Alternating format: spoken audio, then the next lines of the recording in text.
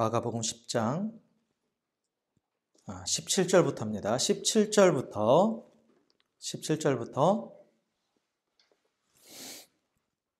31절까지의 말씀. 마가복음 10장 17절부터 31절까지의 말씀. 한 절씩 교독합니다. 예수께서 길에 나가실새 한 사람이 달려와서 꿇어앉아 묻자오되 선한 선생님이여 내가 무엇을 하여야 영생을 얻으리이까? 내가 어찌하여 나를 선하다 여겼느냐? 하나님 한 분 외에는 선한 이가 없느니라. 내가 계명을 하나니 살인하지 말라, 간음하지 말라, 도둑질하지 말라, 거짓 증언하지 말라, 속여 빼앗지 말라, 내 부모를 공경하라 하였느니라. 그가 여짜오되 선생님이여 이것은 내가 어려서부터 다 지켰나이다.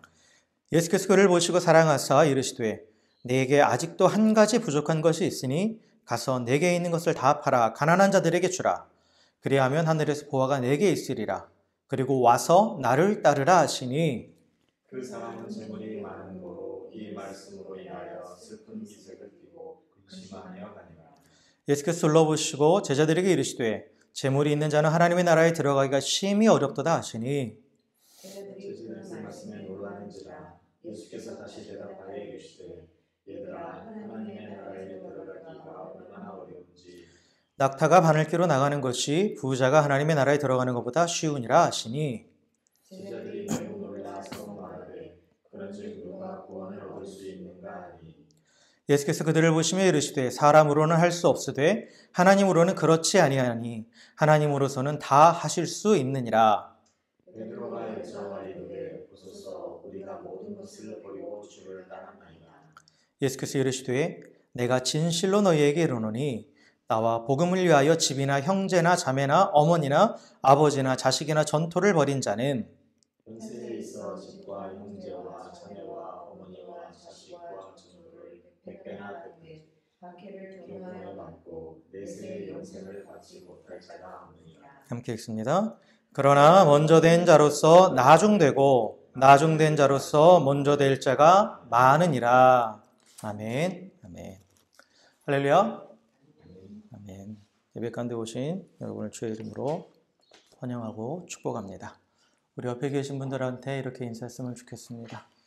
당신의 얼굴을 보니 내 마음이 참 훈훈해집니다. 라고 이렇게 인사했으면 좋겠어요. 당신의 얼굴을 보니 내 마음이 참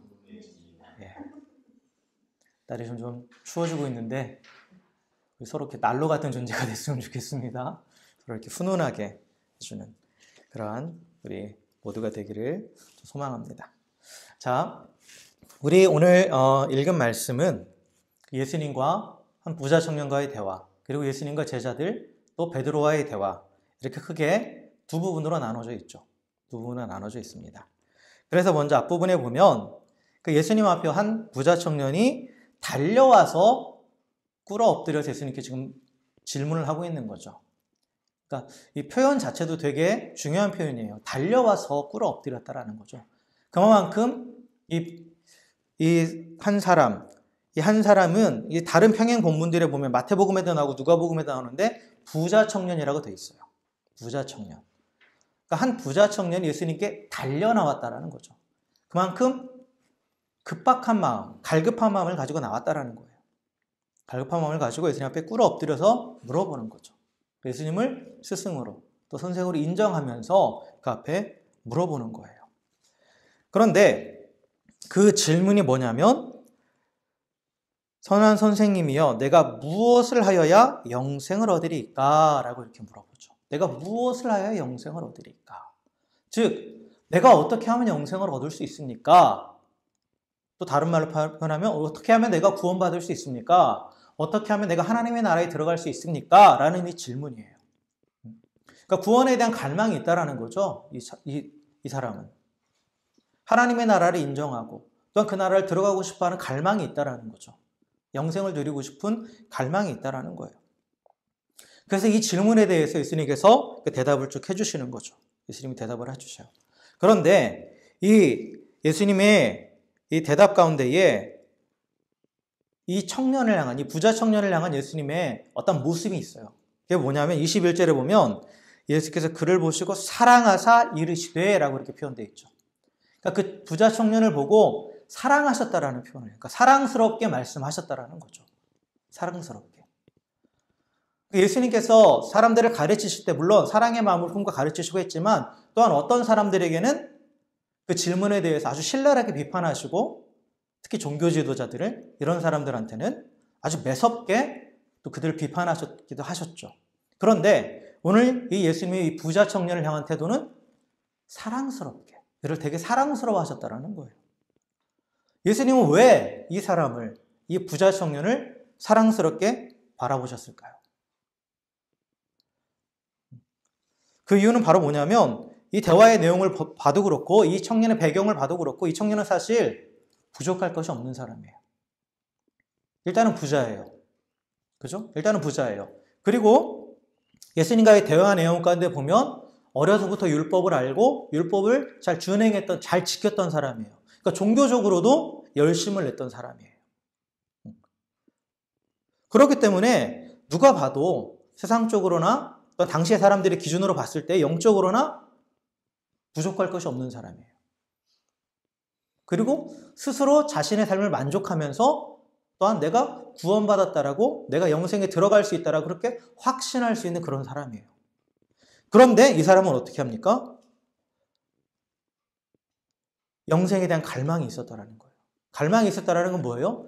스스로 자기가 지금 가지고 있는 것으로 영생에 대해서 확신할 수 없었다라는 거죠. 확신할 수 없었다라는 거예요. 그래서 확신할 수 없는 걸로만 끝나는 것이 아니라 그 답이 예수님께 있음을 알고 그 예수님께 답을 구하러 나왔다라는 거죠. 그러니까 이 부자 청년의 모습은 당시 사회 지도층들, 상류층들, 종교 지도자들이나 부유층들의 삶의 모습과는 다른 모습이었다라는 거예요.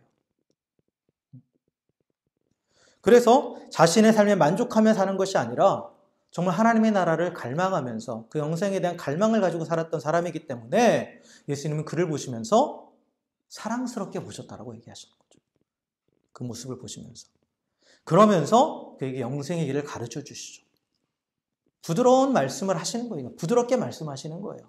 지금 예수님과 이 청년과의 대화의 톤은 사랑하는 사람에게 정말 마음을 다해서 정성껏 조언하는 그리고 진리를 가르치는 좀 그러한 모습이라고 우리가 상상하시면 돼요. 그래서 구원의 길로 예수님께 초청을 하시죠. 어떻게 뭐라고 말씀하시냐면 네가 영생을 얻기 위해서는 네게 있는 그 재물을 다 가난한 사람에게 나눠주고 어떻게 하라고요? 나를 따르라고 말씀하세요. 나를 따르라고 말씀하시죠. 그러면서 이 청년에게 이 구원의 길로 초청하고 계시는 거예요. 이 청년을 지금. 영생의 길로 초청하고 계시는 거죠. 자, 이 부자 청년은 자신의 질문에 대한 답을 받았어요. 그리고 예수님으로부터 너무나 사랑스럽게 자신을 대하시면서 초청하시는 그 사랑의 초청을 받았어요. 그랬다면 어떻게 돼야 돼요? 자신의 질문에 대한 해답도 얻었고 또한 구원의 길로 초청을 받았어요. 그러면 기뻐야죠. 기뻐야죠. 기뻐야 되는데 그런데 오늘 이 부자 청년은 어떻게 합니까? 22절에 보니까 그 사람은 재물이 많은 거로 이 말씀으로 인해 슬픈 기색을 띠며 근심하며 가니라 라고 이렇게 되어 있죠. 예수님의 사랑의 초청 앞에 이 부자 청년은 기뻐하기는커녕 오히려 슬퍼하고 그리고 근심하면서 예수님을 떠나버렸어요. 떠나버렸습니다. 왜 이런 반응이 나왔습니까? 그 이유가 앞에 나오죠. 그 사람이 재물이 많았기 때문이다 라고 얘기해요. 여기서 재물이 많았다라는 것은 단순히 그 사람이 부자였기 때문이다라는 그런 의미가 아니라 그 재물이 많은 것에서 부자여서 그런 것이 아니라 재물을 더 사랑했기 때문이라는 거죠. 하나님보다 재물을 더 사랑했기 때문이라는 거예요. 이 청년이 이런 반응을 보일 수밖에 없었던 이유에 대해서 좀 더 깊숙이 한번 좀 들어가 보도록 하겠습니다. 물론 재물을 더 사랑했기 때문이라고 답은 나와 있죠. 그런데 또한 숨겨져 있는 이 청년의 마음을 우리가 한번 좀 들여다볼 필요가 있어요. 뭐냐면 그 예수님과 이 부자 청년과의 대화의 내용을 자세히 들여다보면 사실 부자 청년이 예수님께 기대했던 대답이 있어요. 예수님께 기대했던 대답이 있단 말이에요. 예수님이 구원의 길로 초청하셨지만 그러나 사실 이 부자 청년이 기대했던 대답은 그게 아니에요. 그게 아니에요. 자, 보세요. 17절에 이제 예수님께 어떻게 하면 영생을 얻을 수 있습니까? 내가 무엇을 해야 영생을 얻을 수 있습니까? 이렇게 물어보죠. 내가 무엇을 하여야? 머릿속에 이 염두에 두세요. 내가 무엇을 하여야 영생을 얻으리까? 그 질문이 이거예요. 그러니까 예수님께서 처음에는 원론적인 얘기를 하시죠. 그러면서 십계명 가운데의 사람들과의 계명에 대해서 얘기를 하세요. 사람과의 관계에 있어서. 그러니까 이 부자 청년이 제가 봤을 땐 예수님의 말이 채 끝나기도 전에 탁 가로챘던 것 같아요. 뭐라고 하냐면 저는 어려서부터 다 지켰습니다. 라고 얘기하죠. 이때까지만 해도 이 부자 청년은 확신에 차 있었을 거예요. 확신에 차 있었을 거예요.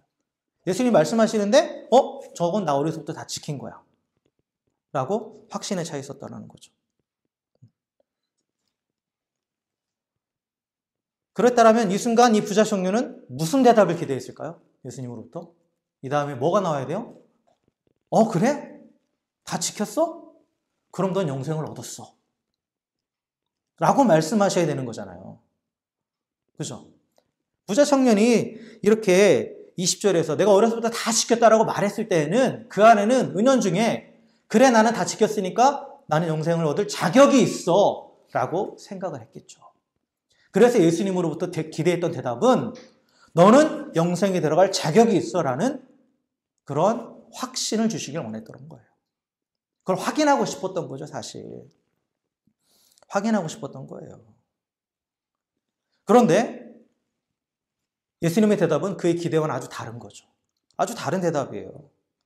예수님은 그에게 네가 영생을 얻었다고 말씀하지 않으시죠. 그리고 뭐라고 말씀하십니까? 너한테 부족한 것이 있다라고 말해요. 부족한 것이 있다. 그러면서 그 부족한 것이 뭐냐면 네게 있는 걸 다 팔아라. 그리고 가난한 자한테 줘라. 그러면 하늘의 보화가 너에게 있을 것이다. 그리고 나를 따라와라 라는 말씀이에요. 나를 따라와라. 그런데 이 말씀은 부자 청년이 기대하지 않았던 대답이었을 뿐만 아니라 그가 지킬 수 없는 거였다는 거죠. 그가 지킬 수 없었다는 거예요. 그런데 예수님의 이 요구는 뭐냐면 모든 것을 다 팔고 나를 이웃에게 주고 나를 따라오라는 이 말씀은 사실 율법 전체를 대표하는 두 가지 계명을 얘기하신 거예요. 내 이웃을 내 몸과 같이 사랑하라. 그리고 내 하나님을 사랑하라예요. 그러니까 이웃을 해서 모든 걸 다 드리고 바치고 그리고 하나님만 바라보면서 하나님을 따라오라는 거죠. 결국은 십계명에서 핵심적인 두 가지 계명으로 추렸을 때 그 두 개의 계명, 하나님 사랑, 이웃 사랑을 얘기하시는 거고 또 나중에 예수님께서 그걸 또 하나로 줄여서 세 계명을 말씀하실 때 내 이웃을 내 몸과 같이 사랑하라 하는 그 말씀, 그것을 지금 얘기하시는 거예요. 다시 말하면 그 계명을 확실하게 지키라는 거죠. 확실하게 지키라는 거예요. 그런데 이 율법의 요구에 대해서 분명하고 확실하게 제시해주고 그걸 적용까지 시켜주시니까 부자 청년이 그걸 받아들이지 못하는 거예요. 그러니까 스스로 율법을 지켰다고 생각하는 것이 얼마나 얕은 거였는지 알 수 있는 거죠. 얼마나 수박 겉핥기 하듯이 겉으로 보이는 어떤 율법의 조문들은 지켰다라는 거예요. 그런데 예수님께서 말씀하신 율법의 핵심을 들어가 봤을 때 그는 그걸 지키지도 못했고 지킬 수도 없다라는 것을 그렇게 분명하게 지금 보여주고 있다는 거죠. 이 부자 청년은 영생에 대한 갈망이 있었어요. 그래서 예수님께 사랑받았어요. 영생을 진지하게 고민하고 또 영생을 얻기 위해서 나름대로 율법을 지켜가면서 노력했던 사람이에요. 그런데 그는 그렇게 살아가면서 스스로 내가 자격이 있다고 생각했던 거죠. 내게 자격이 있다고 생각하고 있었고 예수님 앞에 나왔을 때는 그걸 확인받고 싶었던 거예요. 그리고 내가 무엇을 하여야 영생을 얻을 수 있습니까? 이 말은 혹시라도 내가 부족한 것이 있더라도 그걸 가르쳐 주시면 내가 그걸 할 수 있다라고 지금 생각한 거예요. 할 수 있다. 그래서 나는 내 힘으로 영생을 얻을 수 있다라고 생각했던 거죠. 그러나 예수님은 그 가장 근본적인 문제를 지적하시면서 결국은 그가 지금까지 율법을 제대로 지키지 못했음을 분명하게 꼬집어 주시는 거죠. 예수님의 요구는 그가 진정으로 율법을 지키지도 않았고 또한 앞으로도 지킬 수 없음을 분명하게 가르쳐 주시는 거예요. 이 부자 청년은 눈에 보이는 율법의 요구를 다 행했기 때문에 사람의 눈에 봤을 때는 그 기준을 충족시킬 수도 있겠지만 그러나 하나님의 기준에 봐서는 절대 율법을 지킨 게 아니었다라는 거죠. 그리고 또한 그 부족함은 그의 힘으로 절대 해결할 수 없는 그런 엄청난 것이었다라는 거예요. 그래서 예수님과 이 부자 청년과의 대화의 핵심은 뭐냐면 가난한 자에게 내 재물을 다 줘서 섬기는 그게 아니라 예수님께서 여기서 1차적으로 말씀하시는 건 뭐냐? 네가 아무리 율법을 다 지켰다고 자신한다 할지라도 율법의 요구를 다 충족시킬 수 없다라는 거예요. 다 충족시킬 수 없다라는 거죠. 인간의 노력으로는 율법의 요구를 완전히 충족시킬 수 없고 그럴 능력도 없다라는 거예요. 그럴 능력도.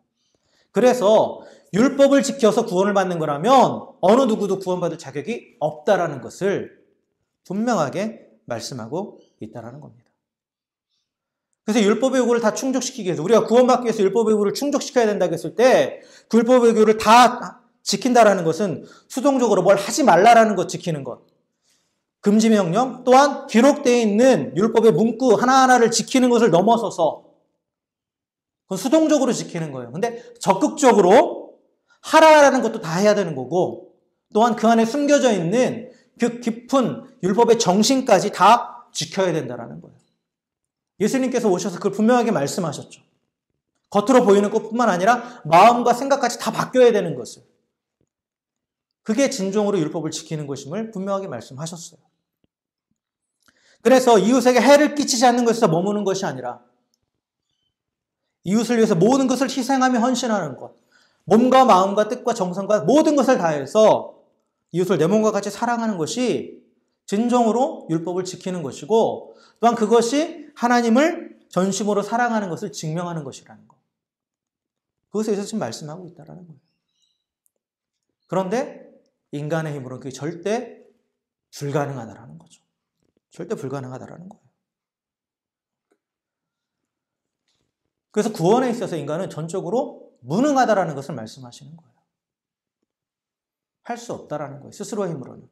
뒤에 나오는 이 부자가 하늘나라에 들어가는 것이 낙타가 바늘길을 통과하는 것보다 어렵다라고 하신 말씀은 한마디로 말하면 불가능하다라는 거예요. 불가능하다.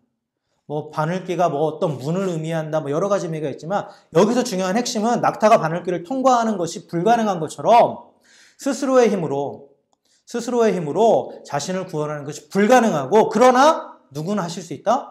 하나님은 하실 수 있다라는 거예요. 하나님은. 그래서 여기서 부자만이 구원받기 어려운 것이 아니라 사실 이 부자는 돈이 많은 사람을 부자라고 그러죠. 그런데 이 부자는 또한 어떤 식으로 적용할 수 있냐면 재물을 사랑하는 것, 재물이 아닌 다른 어떤 것을 더 사랑하는 거예요, 결국은. 나는 재물을 사랑하지 않으니까 나는 구원받을 수 있어. 이게 아니에요. 재물이 아닌 그 자리에 다른 어떤 것들이 들어갈 수 있는 거예요. 어떤 사람은 권세를 더 사랑해요. 어떤 사람은 자아 성취를 더 사랑해요. 어떤 사람은 또 내 자녀들을 더 사랑해요. 이 어떠한 하나님보다 더 앞서 있는 것들이 오늘 그 마음 가운데 누구에나 다 있다라는 거예요. 그래서 이 부자라는 것은 단순히 재물을 많은 사람만을 말하는 것이 아니라 재물이 많은 사람을 말하는 게 아니라 결국은 모든 인간을 지칭하는 말씀이에요.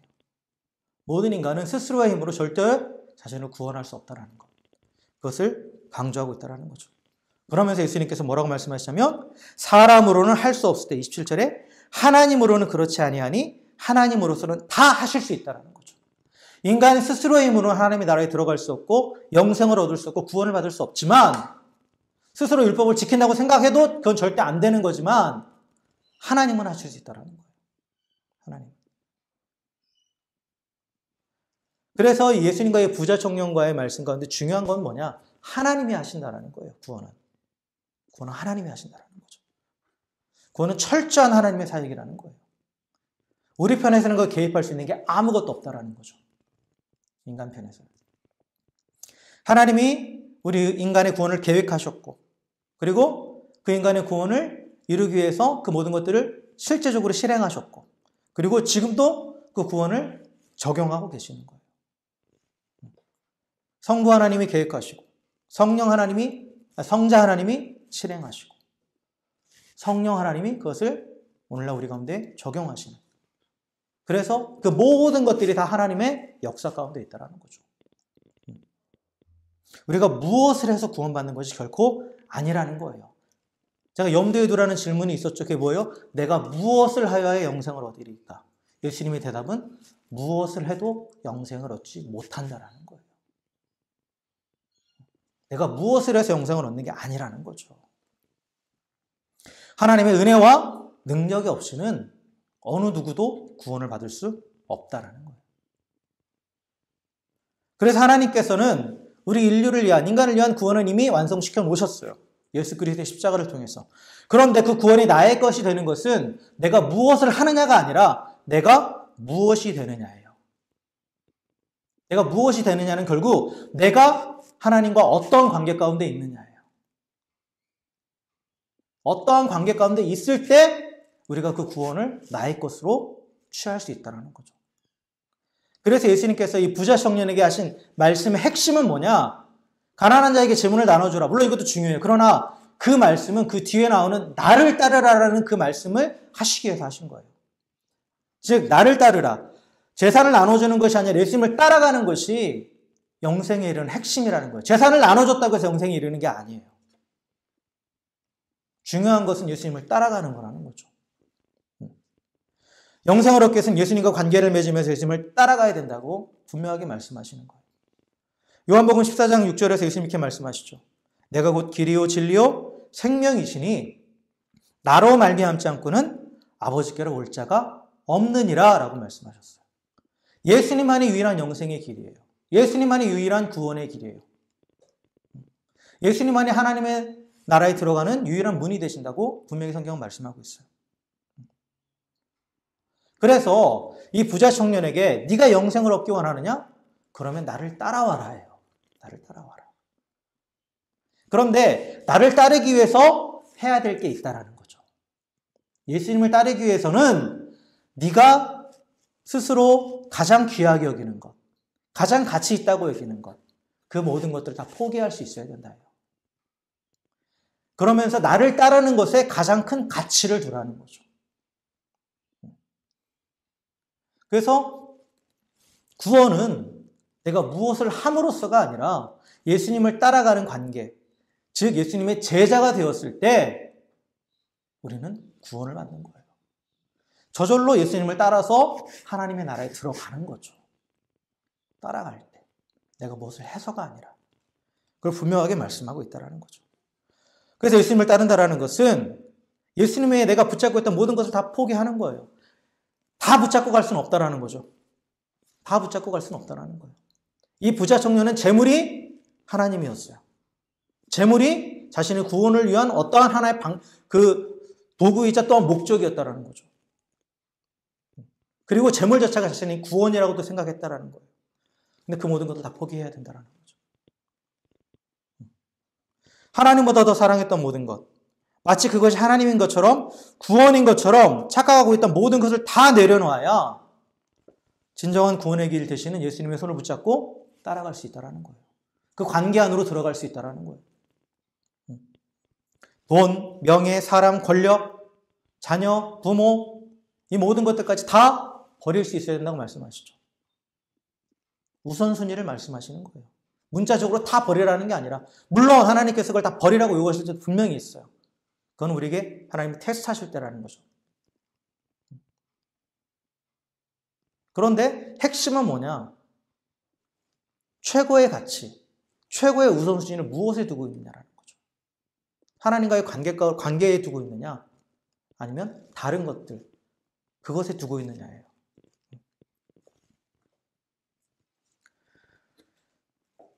그런데 이 예수님의 나를 따르라는 이 사랑의 초청에 부자 청년은 응하지 못했던 거죠.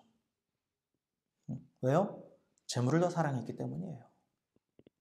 재물이 삶의 우선순위였고 가장 가치 있는 것이었고, 그래서 영생에 대해서 알고 그것에는 갈망은 있었지만, 그러나 영생과 재물을 비교해 봤을 때 재물이 더 가치 있었던 거예요.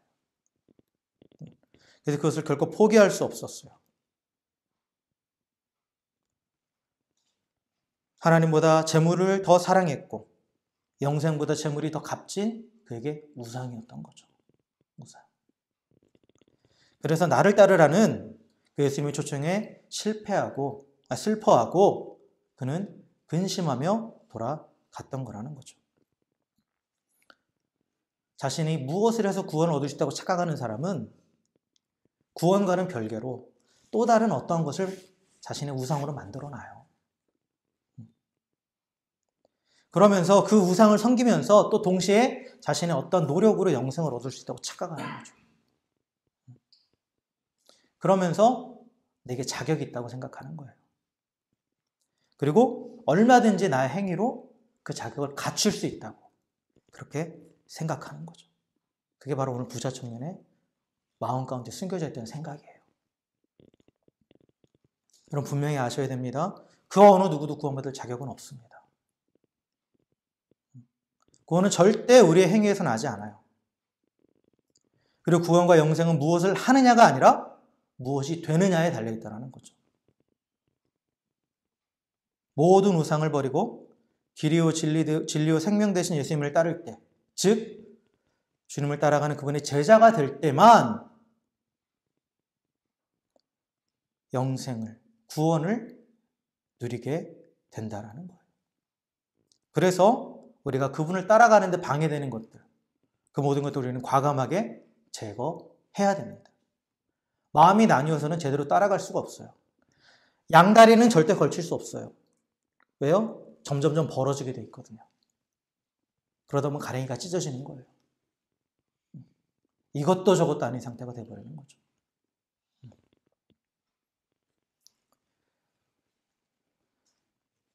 자, 그런데 오늘 말씀은 여기서 끝나는 게 아니에요.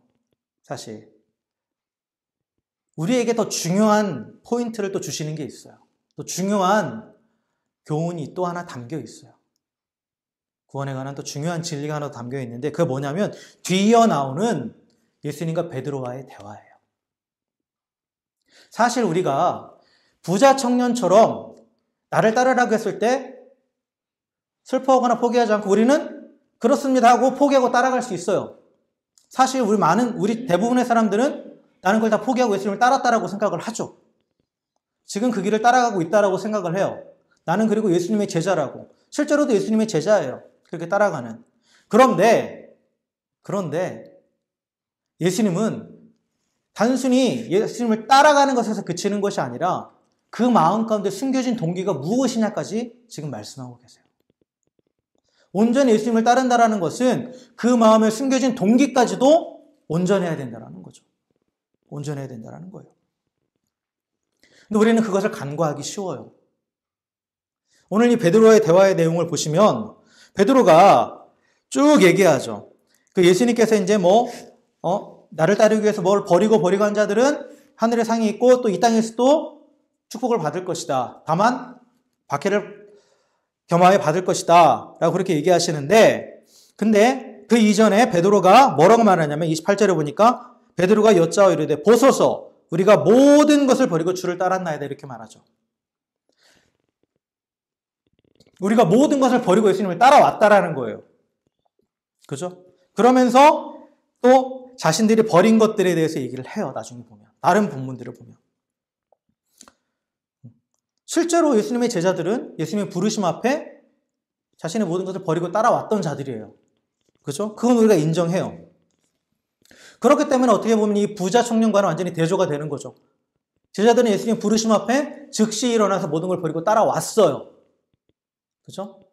그래서 이 부자 청년과는 분명히 대조가 되는데 그렇기 때문에 사실 이 베드로는 예수님 앞에 베드로도 이 질문을 할 때 기대가 있었던 거죠. 보소서 우리가 모든 것을 버리고 주를 따랐나이다 라고 이렇게 예수님께 말씀하셨을 때 베드로가 기대했던 예수님의 대답도 뭐였겠어요 그러면? 네가 영생에 들어갈 자격이 있다 라고 말씀해 주길 원했겠죠. 그런데 이 뒤에 나오는 이 말씀은 사실 베드로에게 너에게 자격이 있다라는 그런 의미가 아니에요. 예수님을 따르는 것에 대한 보상을 말씀하시면서 핵심은 뭐냐? 31절 말씀이에요. 그러나 먼저 된 자로서 나중되고 나중된 자로서 먼저 될 자가 많다라는 이 말씀이에요. 이게 핵심이에요. 자, 왜 그러냐? 예수님을 따른다고 하면서 스스로 자격이 있다고 생각하는 베드로. 그런데 그 제자들. 그런데 사실 그들이 예수님을 따라갔던 이유가 뭡니까? 우리는 이미 알고 있죠. 성경의 다른 내용들을 보면 제자들이 예수님을 따랐던 이유가 있어요. 그게 뭐예요? 이 땅 가운데서 권세를 누리기 위해서예요. 그렇죠? 그들은 자기의 배도 버리고 그물도 버리고 부모도 버리고 가족도 버리고 예수님을 따라갔지만 그런데 그들이 예수님을 따랐던 목적은 그들 안에 있었던 동기는 뭐예요? 예수님이 왕이 되실 때 그 양 옆에 앉아서 권세를 누리는 거예요. 그죠? 권세를 누리는 거예요. 그러니까 자기들이 버린 것보다 더 많은 것을 이 가운데 성취할 것을 기대하고 있는 거죠. 그러면 이들의 모습은 겉으로는 부자와는 다르지만 부자 청년과는 다르지만 속으로는 부자 청년과 다를 게 전혀 없는 거죠. 그죠? 여전히 하나님보다 영생보다 구원보다 더 사랑하는 것이 그 안에 있었던 거예요. 그래서 겉으로는 모든 걸 버렸지만 마음으로는 여전히 재물, 권세, 모든 것들을 사랑하고 있는 그 부자 청년과 다를 게 전혀 없는 그러한 자들이었다라는 거죠. 예수님은 하나님이십니다. 그죠? 예수님은 하나님이시기 때문에 사람의 마음의 깊은 곳, 그 숨은 동기까지 다 보시는 분이에요. 그러니까 예수님은 베드로를 비롯한 그 제자들이 당신을 따라온 그 동기가 무엇인지 분명히 알고 계신 거예요. 분명히 알고 계세요. 그러니까 예수님의 목적과 이 제자들의 목적이 서로 다르니까 항상 예수님이 하시는 말씀 못 알아듣잖아요, 제자들은. 못 알아듣잖아요. 그 숨겨진 동기를 보시는 하나님이에요. 예수님은 그걸 다 보셨다라는 거죠. 근데 비단 제자들뿐만 아니라 오늘날 그리스도인이라고 예수님의 제자라고 하는 우리들도 어떻게 보면 이들과 똑같아요. 우리 안에 숨겨진 동기가 있다라는 거죠. 처음에 모든 것이 하나님의 은혜라고 고백합니다. 내가 구원받은 것도 하나님의 은혜고 내가 지금 살아가는 것도 다 하나님의 은혜라고 고백해요. 그래서 나는 아무 자격이 없다고 처음엔 고백해요. 그런데 시간이 지나면서 점점점 내 안에 숨겨져 있던 동기들이 드러나기 시작하는 거예요. 그러면서 베드로처럼 내가 주님을 위해서 이만큼 희생했으니까 나는 당연히 자격이 있죠 라고 얘기하는 거예요. 내가 하나님을 위해서 이만큼 포기하고 희생했으니까 하나님 나를 위해서 내가 생각하는 것 쉽게 말하면 나의 우상을 위해서 하나님께서 일해달라고 그렇게 요구하는 거죠. 돈을 더 벌게 해달라고 자녀를 잘 되게 해달라고 내 꿈을 이루게 해달라고 그걸 요구하는 거예요. 구하지 말라라는 건 아니에요. 그러나 그것이 우리의 필요를 하나님 앞에 구하는 것과 그게 우리의 목적이 됐을 때는 태도가 달라요. 태도가 달라요. 내가 구하는 것 자체가 그게 우리가 우상이 되고 그것이 우리의 목적이 됐을 때는 그게 이루어지지 않으면 하나님을 원망하고 하나님을 떠나버리는 거예요. 그런데 그게 목적이 아니고 우상이 아니고 정말 하나님 앞에 나의 필요를 아뢰고 하나님과 관계 가운데 기도하는 거라면 설사 이루어지지 않아도 하나님을 신뢰하고 하나님 앞에 철저하게 맡기며 나아가는 거예요. 그러니까 여러분 내가 어떤 밤의 소원 이런 것들이 있다고 해서 무조건 우상은 아니에요. 그런데 이게 우상이냐 아니냐를 판가름할 때 내가 그것에서 간구했을 때 하나님의 응답에 대한 나의 태도가 무엇인가를 보시면 돼요. 나의 태도가.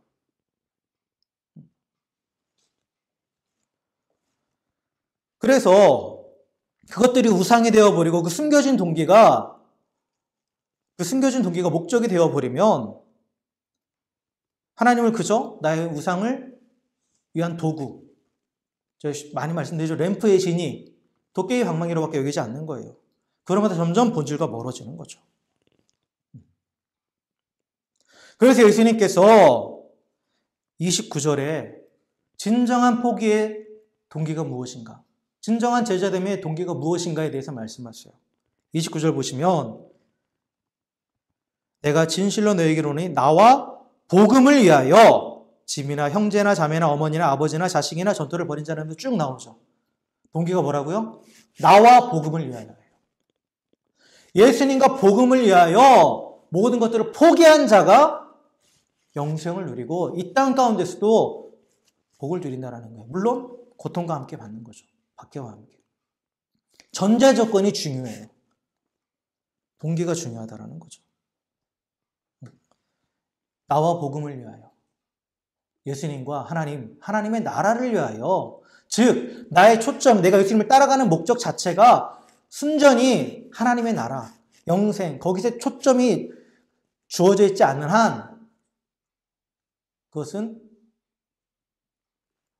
시간이 지나면 숨겨진 동기로 드러날 수밖에 없고 그리고 온전히 주님을 따르지 못하는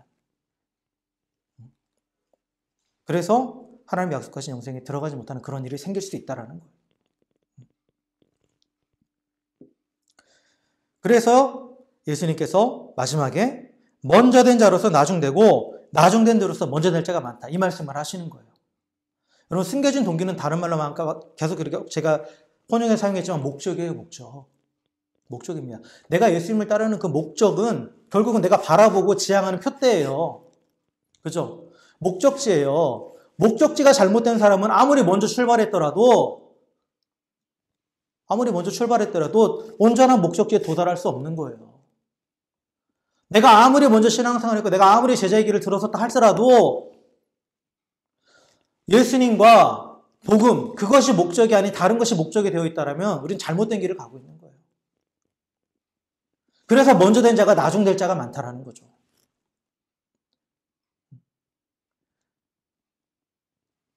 세상의 관점에서는 먼저 된 자가 당연히 먼저 되는 거예요. 먼저 출발한 사람이 먼저 도착하는 거예요. 그러나 목적지가 잘못되어 있다면 아무리 먼저 출발했더라도 목적지에 도착하지 못하는 거죠. 여러분, 예수님과 복음이 나의 다른 목적을 이루기 위한 수단이 되서는 절대 안 됩니다. 나의 숨겨진 동기, 숨겨진 목적을 이루기 위한 수단이 됐을 때는 우리는 결코 하나님의 나라에 제대로 이룰 수가 없어요. 예수님과 복음, 그 자체가 목적이 되고 표대가 되어야 우리가 영원한 하나님의 나라, 영생, 구원의 길에 온전히 도달할 수 있다는 거예요. 그것을 지금 말씀하고 있어요. 여러분, 베드로를 비롯한 이 제자들은 자신들이 예수님을 위해서 포기하고 희생했다고 생각했고 그것이 결국 자신들에게 영광스러운 자리를 가져다 줄 거라고 착각하고 있었어요. 그리고 스스로 충분히 자격이 있다고 생각했어요. 그러나 그들은 예수님과 복음이 아닌 자신의 욕망이 그들의 목적지로 설정되어 있었죠. 그래서 그 목적지가 변하지 않는 한 아무리 그들이 먼저 출발했다 할지라도 그들은 목적지에 도착할 수 없다라는 거예요. 제대로 된 목적지에 도착할 수 없다라는 거죠. 그런데 제자들이 생각하기에 자기보다 나중된 자들, 또 그들이 봤을 때 자격 없다고 생각되는 자들, 그들이 오히려 목적지를 제대로 설정하고 나가면 그들이 먼저 그 목적지에 도달한다라는 거예요. 여러분, 베드로와 제자들에게 하신 이 말씀은 동일하게 우리에게도 하시는 말씀이에요. 여러분, 스스로 자격 있다고 착각하지 마세요. 우리가 부자 청년 같은 착각은 안 할 수 있어요, 사실. 그러나 베드로와 제자들처럼은 착각할 수 있어요. 내가 모든 걸 포기했으니까, 희생했으니까 나는 자격이 있다라고. 그러면서 목적지를 내 마음에 숨겨진 다른 어떤 걸로 바꿔버려 놓고 그것을 내가 취할 자격이 있다라고 우리는 생각을 해요. 그러나 아무리 많은 것을 포기하고 희생했더라도 그것이 진정 예수님과 복음을 위한 것이 아닌 나를 위한 것이라면 나는 결코 주님과 상관없는 자라는 거예요. 잘못된 길을 가고 있다는 거예요. 다른 길을 가고 있는 거예요. 예수님과 같이 가고 있다고 하는데 다른 길을 가고 있는 거죠. 그래서 스스로 자격이 있다고 여기는 자는 나중에 될 것이고 스스로 자격이 없다고 여기면서 계속 점검하면서 주님과 복음을 바라보면서 그 목적지를 향해서 나아가는 자는 처음이 될 것입니다. 말씀을 정리하겠습니다. 그리스도인은 이 땅에서의 삶이 끝이 아니라는 것을 아는 사람이에요. 그리고 단지 눈에 보이는 것이 전부가 아니라는 것도 알고 있어요. 그리고 영생이 있다라는 것, 영원한 하나님의 나라가 있다는 사실을 믿고 소망하는 자들이 그리스도인이에요. 그런데 분명한 것은 영생은 우리가 무엇을 해서 얻을 수 있는 게 절대 아니라는 거죠. 무엇을 위해서 얻는 게 절대 아니라는 거예요. 그 영생으로 하나님의 나라를 인도하는 분은 오직 예수님밖에 없다라는 거죠. 그래서 우리가 영생을 취하기 위해서 무엇을 해야 되는 것이 아니라 무엇이 돼야 되는가가 중요한 거죠. 누구인가? 즉 예수님을 따라가는 제자가 되어야 됩니다. 그런데 더 중요한 건 뭐냐? 예수님을 따라가는 제자가 되었다 하더라도 내 목적지가, 내가 설정해 놓은 목적지가 주님과 복음, 그 영원한 하나님의 나라가 아닌 다른 것이라면 또한 우리는 영생에 들어갈 수 없다라는 거예요. 내가 세팅해 놓은 목적지로밖에 못 가는 거예요.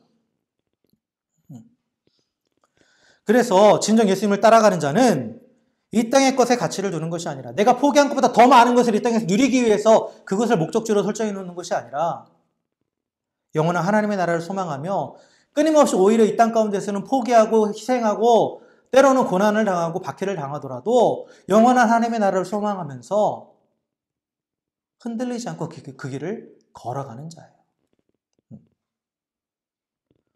유일한 길이신 예수님을 따라가면서 예수님을 따를 때 따라오는 예수님이 가신 것과 똑같이 예수님이 겪으신 고난, 그 십자가, 또 때로는 비난, 조롱, 이 모든 것들도 다 감수하며 가는 거예요. 철저하게 자기를 포기하는 거죠. 무엇까지 포기하냐면 내가 포기한 것에 대해서 권리를 주장하는 것조차도 포기하는 거예요.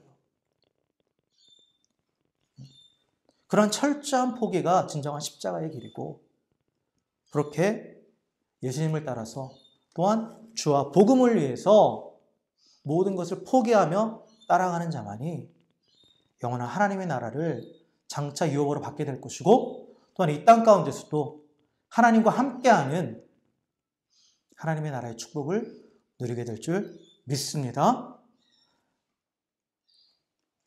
예수님께서 이렇게 말씀하셨습니다. 무리에게 이르시되 아무든지 나를 따라오려거든 자기를 부인하고 날마다 제 십자가를 지고 나를 따를 것이니라.